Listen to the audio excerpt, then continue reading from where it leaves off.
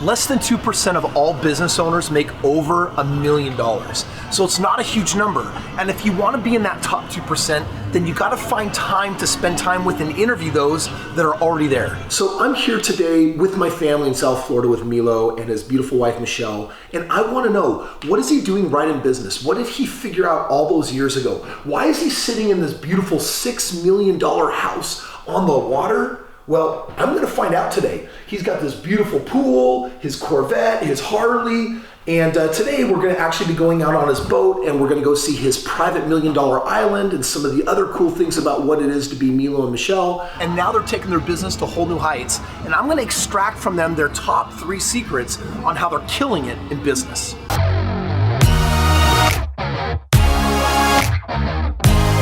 There's a science to succeeding in business. In fact, it's a lot like a game.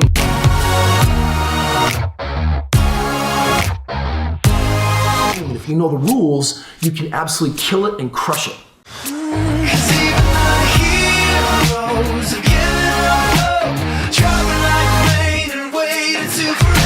Dude, such amazing advice that we've gotten from Milo. 'Cause we're gonna be legends.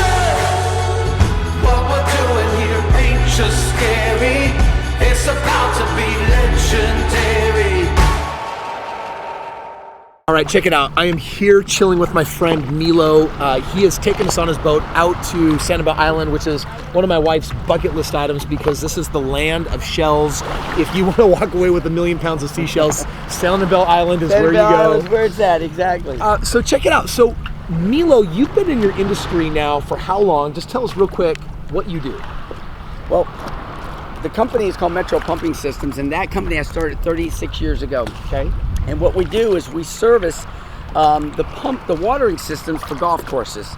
We have 220 golf courses that we take care of in Florida, and we service the pumps that pull the water out and put it into the manifold. We don't take care of the sprinklers, that's an irrigation contractor, but we provide the irrigation system with water. Guys, we're gonna be talking with Milo here about 3 secrets of how he crushes it in business. And the first one, after talking with him, that I would say that you have, I mean, the reason why you have such a large market share is you guys are absolutely outstanding at what you provide. What makes you so outstanding? For me personally, I do love what I do. I like going in and fixing stuff and being the hero, if you will. You know, I actually thrive more on the appreciation that I did something great for somebody else and I relieved some of their pain and their anxiety. And in this business, that happens. If that water does not flow, they could lose their job because they put chemical on the greens, and if it doesn't water in, these members pay a lot of money to make sure that amenity is just top notch and the water's everything. So basically you're the electrical brain behind a golf course. Yeah. And when you say you service 220, how many golf courses are in your area? It's probably in the area that we cover is probably about 300. Okay, so wait. You're servicing 220 of 300 golf courses. Wouldn't your competition say that you have a bit of a monopoly going on? They will say that I have the largest market share, yes. And they do what they can to try to penetrate that because the market share is it's more private money because they're country clubs. So a lot of these people that come to retire or come down to Florida, they pay what things are worth. So Milo, the second thing that you're clearly doing well in your company, in fact, when I asked your wife, the very first thing Michelle said was, we win because of our service. And I know service means a lot of different things, but when you look at the fact that you're crushing it and dominating your business and your space, what does it mean to provide good service? Well, there's 3 things, and they're in exactly this order. Number 1 is fast service. So Speed, everything. Pick up the phone, get back with the person right away. In our business, or just anything is service, people want to be serviced, and it doesn't want to be dragged out. They want to be serviced right away. Okay. And so that's something number 1. And second, it's quality workmanship. Do it right the first time. Measure twice, cut once. It doesn't mean that you're just a maniac just getting the job done. So it's competency. It's like how good you are at what you do. That's right. So you have to be a skilled craftsman. Yes. It's I got to be there first on the scene, but then I've got to do a job better than anyone else would do. There you go. Right. Fast service, but quality work. All right. And then last but not least, and that is fair pricing, fair to the customer and fair to you, so that 20 years from now, I'm still in business. It's not cheap. You get to price what it's worth. Oh, check that out, check that out, check that out. What is that?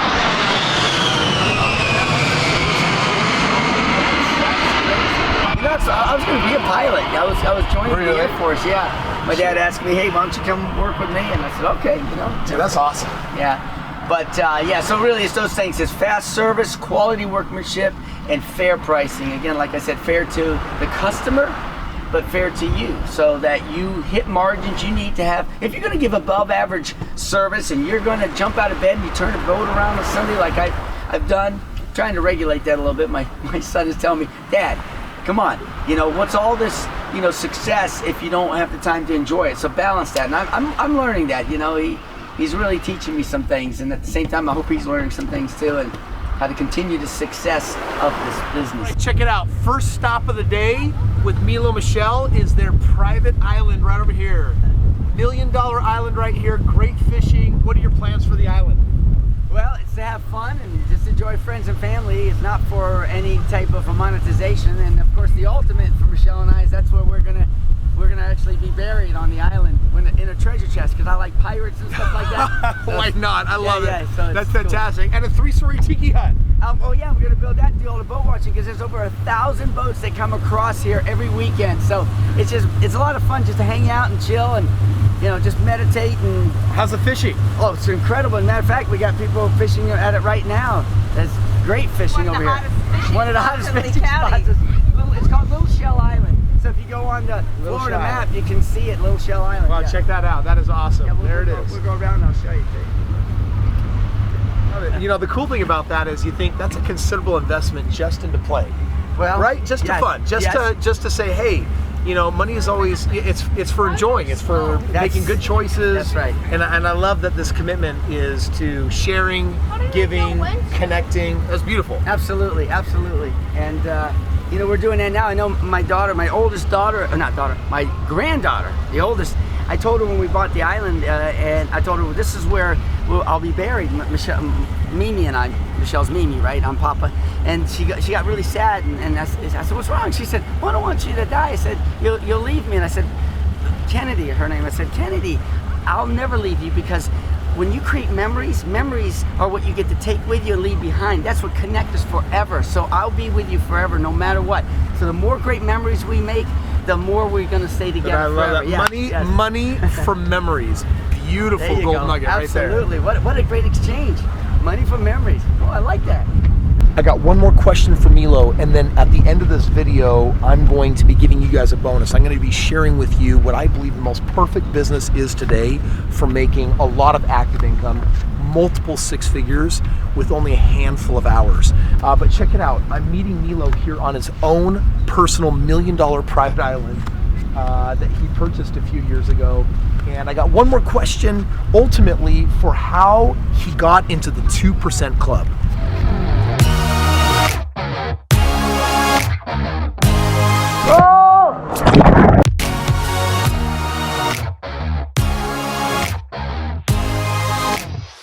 Okay, Milo, you have shared a wealth of knowledge with all of us here today. Final thought, third secret, how do you get in the 2% club? Well, I think that for me, I saw an incredible threshold that I jumped over when I saw a movie back about 8-9 years ago. It's called The Yes Man. I remember that one, Jim Carrey, right? Yes. And if you've seen it, see it again, because I can't get enough of it. There's all these little messages that I always get. So anyways, I saw the movie, and the premise basically, if you haven't seen the movie, was you know, Jim Carrey had to say yes to everything, because he was saying no to everything, like most people do. You know, I'm too busy, all these limiting beliefs, all these excuses. Why not to do things? And that's kind of like what the majority of people do. It's safer to say no. Yes. You know what I mean? So you say no first. Well, I said to Michelle, I said, you know, after the movie, I said, you know what? I'm going to try something, because I identified myself a lot in that movie, because all I was focused on is making money, building businesses, but the rest of my life, there was not a lot of adventure there. So I said, let me just see what kind of trouble I can get into if I say yes. And sure enough, just about 3 days later, a friend of mine that always calls me every year to go on this big trip down to Costa Rica, and I'm always too busy. I always got things going on. Right. Well, I said yes, and it was funny because he started arguing with me. I said, dude, I said yes. You know, he couldn't even hear it because he couldn't believe I said yes. Right. Well, anyways, we go to Costa Rica, and I caught a 300-pound, 10-foot, 3-inch blue marlin. Actually, it caught me. It caught me. Wow. It caught me. Yeah, I almost went out of the boat. That's how crazy it was. Wow. But within about 48 minutes, roughly, I ended up catching that marlin, pulling it in, and now it sits there, you know, at my house. It's amazing. It's huge. Yeah, it is, and that actually changed my whole. It actually anchored the what is it? How much I wanted to say yes rather than no, and so I just kept going and kept going. Now, in the early time, I just thought just say yes and see what happens, but that doesn't mean it's always going to be good. So a couple of things didn't work out, so I added a little an addition to my new methodology of saying yes. I say yes first, always, but I reserve the right to change my mind and say no afterwards. Wow, so this is actually amazing, incredible practical advice, because I find that most people, their lives are so small, they want something so much more, but they don't get that childhood has trained this idea of no, no, no, no, no. And now as adults, we're practicing no, no, no, no, no. Exactly. And you have to say yes to life, you have to say yes to opportunity, you have to say yes, because it's amazing how much we shut ourselves down. Yeah. And yet, it's so important, I think, to be able to say yes with the caveat of, and I reserve the right to actually revisit and say no, but I'm starting with yes in mind. Yes. If you said, hey Milo, let's go jump off the cliff, I would say yes. It's automatic for me now. Yes. Knowing that I can confidently go to the edge, experience that much of it, and then turn around and say, you know what, Kris, I changed my mind, Kris, I'm not gonna do it. Dude, I love that. Yeah. Dude, such amazing advice that we've gotten from Milo, who 15 years ago, he entered that top 2 presenter. He's crushed it in business since. He's since gone beyond. You have shared with us, honestly, some really beautiful gold nuggets on how to kill it in business. I enjoyed it. I love it. And for those of you watching, I hope this helps you kill it in business yourself. And hang tight, I'm gonna fulfill on that final bonus. At the end of the day, succeeding in business can feel like a high-stakes poker game. If you don't know what you're doing, or if you lack experience, it can feel super easy to fail, and that's why so many actually do or take home so little. But the reality is that if you get proximity to people who are winning in business and succeeding, there are shortcuts, because more than just an art, there's a science to succeeding in business. In fact, it's a lot like a game, and if you know the rules, you can absolutely kill it and crush it. You don't have to start from scratch, and it doesn't have to take 15 or 30 years. In fact, there are some superb shortcuts out there. On this channel, one of the things that I love to do is I do love to educate people on finance, I love to educate people on real estate, and I love to give them shortcuts to success in business. In fact, there's a link below where you can check out my favorite business for how I produce 6 figures with only a handful of hours every single week. It's a fantastic model that you can rip off, duplicate, and leverage for yourself. If you want to see what that looks like, go ahead and click the link below. If you want to join the 2% Club and make over $1 million a year, you're going to have to go all in.